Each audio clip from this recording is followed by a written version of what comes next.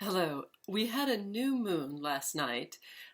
Today is Tuesday, March 28th, 2017. And here in San Francisco, the new moon in Aries was just before 8 p.m., 7:57 p.m. to be exact. Um, the new moon in Aries itself does not really present any problems unless that Aries energy itself presents problems for you, which depends upon everything in your chart. But of course, if you are a Cancer, a Capricorn, or a Libra, there's a little bit more tendency for it to cause some problems for you.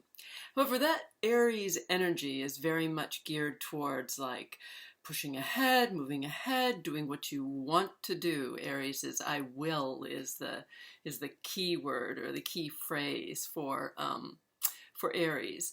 So there can be a lot of frustration with that energy, especially given some of the other aspects happening right now. It's not such a bad thing that I'm publishing this after the new moon.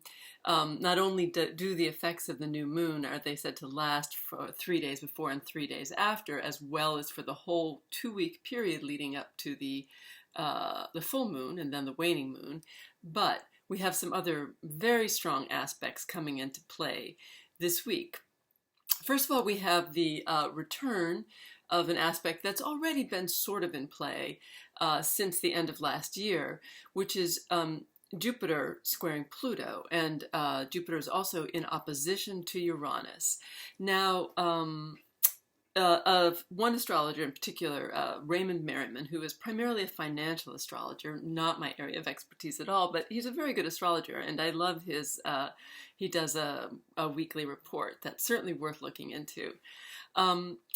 He cites this aspect as having been first come into play, which it did in 2007, and he notes the he cites that as the beginning of the Great Recession, with the stock market sell-off. I was not necessarily paying attention. I think most of us became more aware of the recession in 2008, which is concurrent with some other aspects, but nonetheless, he mentions the four Ds: debt, deficit, and let's see, debt, deficits, defaults, and downgrades, which may be true globally. But on a personal level, certainly this aspect, Jupiter squaring Pluto, and also in opposition to Uranus, it definitely brings up frustration with recurring, or ongoing issues that seem like they should have been solved.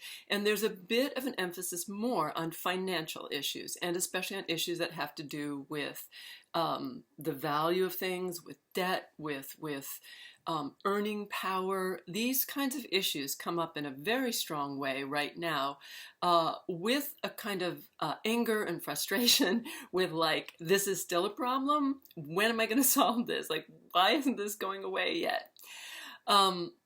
For those who don't have those kinds of issues or problems, and really almost everybody does, no matter not necessarily debt, but no matter what situation you are in financially, there's a tendency to feel financial stress.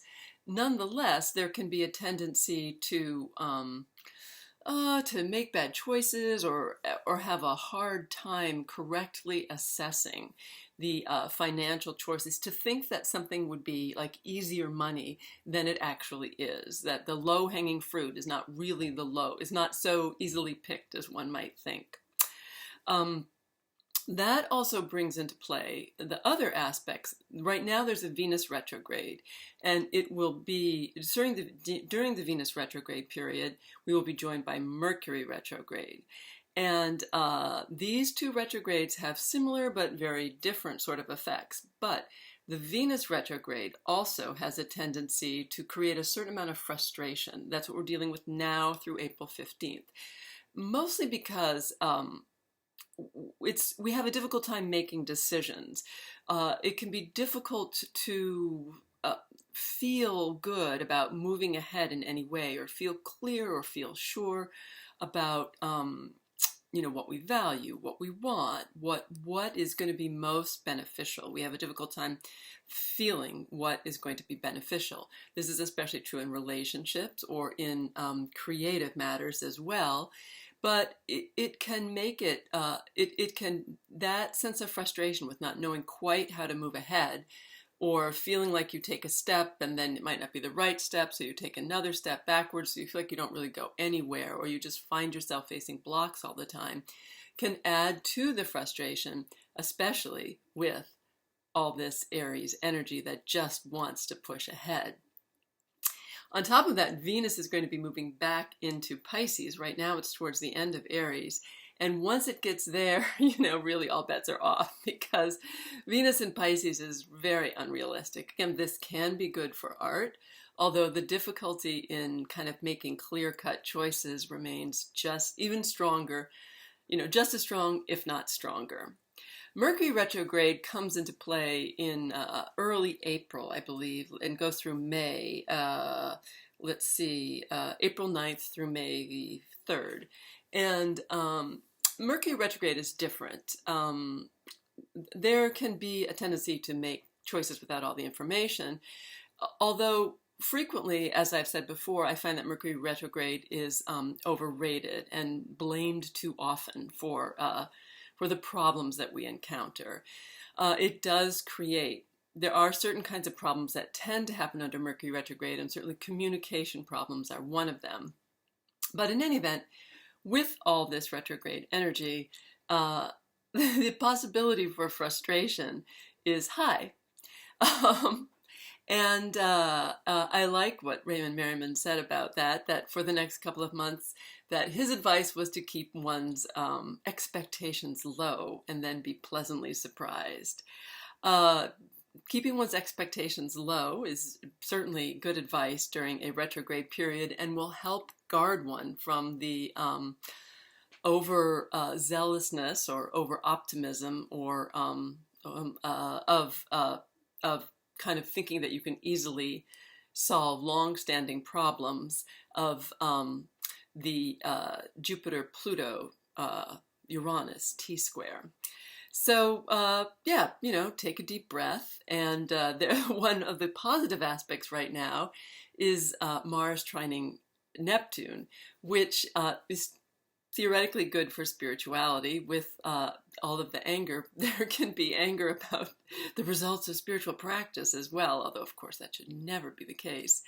But the idea of allowing oneself a little bit of escapism, the benefits of the correctly chosen escapism, is definitely something to think about here. One doesn't want to go too far in that direction, and one wants to be careful about what you pick, because you don't want to pick something that just sort of leaves you feeling sick after, whether it's overindulging in anything, something that you eat, something that you drink, or something that you do. We all, I'm sure, are familiar with the experience of having played one of those very addictive video games far too long, and then, coming out of the haze and thinking, what did I just do?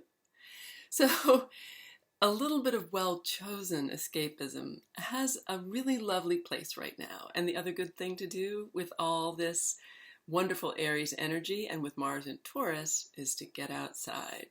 Get outside and just breathe in that fresh air. Do something physical, and it doesn't even have to be extreme. All right, well, again, keep those expectations low. Take a deep breath. Know that in this period of retrogrades and Pluto square, that you might be dealing with a little bit of extra frustration, and just try to have a little bit of patience with it. And, when in doubt, prayer is always a good option, especially with positive aspects between Mars and Neptune. All right, talk to you soon. Bye.